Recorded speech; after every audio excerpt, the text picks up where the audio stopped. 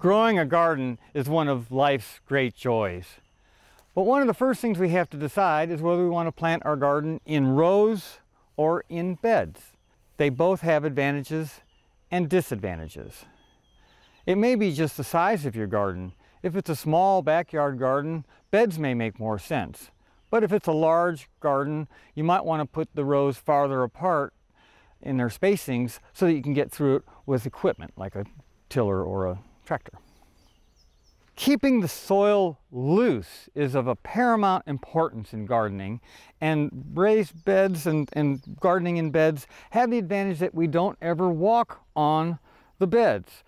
This lettuce is planted in a bed 4 feet wide, and that allows me to be able to just reach over and not have to walk in the bed to tend the lettuce. This is about ready to harvest. One of the deciding factors in whether to grow in a bed or in rows is the size of the plants at full maturity.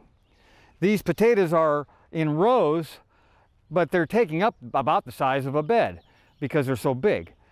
I like them in rows also because I can get in there with my hillers and hill them up. Potatoes love to be hilled up. That keeps the sun off of the potatoes where they don't turn green. It also keeps the moisture in around the plants so that they can make lots of potatoes.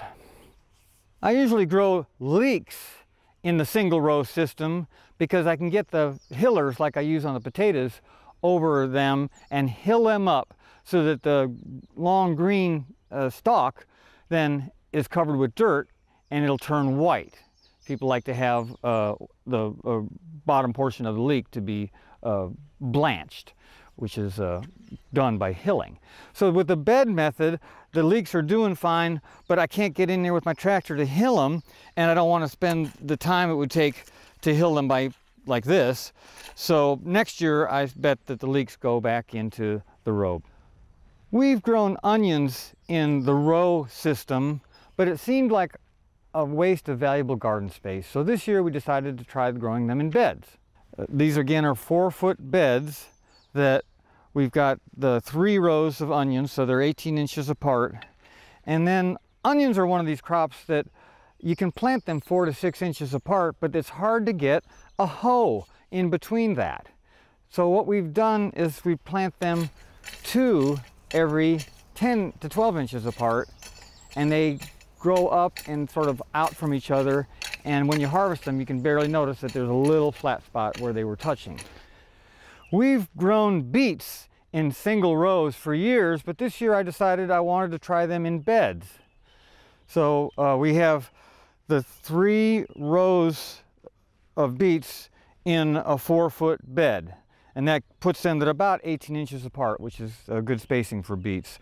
This is our main crop of beets, and they don't need as much hoeing as the earlier ones. Their leaves will shade out the weeds a lot better. And just as a side note, an interesting thing happened. On May 4th, I planted these 3 beds of beets. And then the very next day, May 5th, I planted these 3 beds, which don't look near as thick as this May 4th planting. Well, I looked it up in a calendar, and the May 4th planting was done when the moon was in Scorpio. Well, as the May 5th planting, the moon had shifted to Sagittarius, which isn't as good a planting sign. So this is just an interesting thing that I look at. The real test will come when we harvest and see how good they did in the long run. Let's go look at the celery. The way we harvest our celery was a determining factor in wanting to grow them in beds rather than in single rows. If I was going to cut the whole head after it had grown to full maturity, I would probably just grow it in single rows so it could have gotten bigger. But the way we like to harvest the celery is we just take the outside stalks, and then the inside of the plant keeps growing, and we can harvest celery all summer long into the fall. We just simply take the stalks and pull them off like that and leave the plant to grow more stalks. Squash and cucumbers, because of their sprawling nature, are better to do in rows where I can straddle over them with the tractor. In truck farming like we do here, we're going to use a lot of row cropping simply because of the ease of keeping the cultivation going, which checks evaporation, adds air to the soil, and keeps the weeds down. Beans could be planted in beds. I could probably get 2 rows of beans in a bed, but we like to plant them in between our cucumber rows. So these beans then will mature in 55, 60 days, and we'll get a couple of pickings off of the beans before the cucumbers crawl over to here.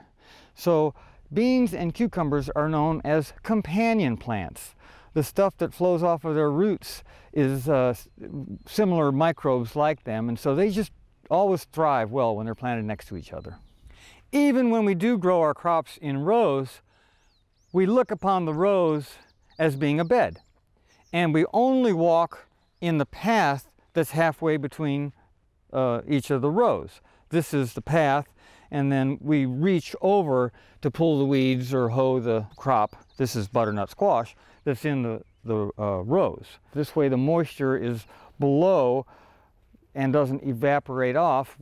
It also adds air and holds the moisture in the soil up to 1.5 inches of rain per week, simply by just having these hoed and loose. If we do happen to step on it, then we'll scratch over where we stepped. Parsley and Swiss chard could be grown in beds, but we grow them in the single row method, primarily so that we can cultivate them frequently. These are crops that will be in this spot until probably past Thanksgiving. And we just keep cutting them and they come back again up until the big freeze comes in the wintertime. As you can see, we're experimenting here with both beds and rows. Every year we learn something from our successes, and we probably learn even more from our failures. The row method really is probably the best for market gardening, but if you just have small plants in a small bed, then just the bed method is probably the way to go, where you can keep it mulched and do something real small in your backyard. These are awful long rows to hoe, so I think I'll just go make a bed and lie in it. For inspiring garden tours, growing tips, and garden projects, visit our website at volunteergardener.org or on YouTube at the Volunteer Gardener channel, and like us on Facebook.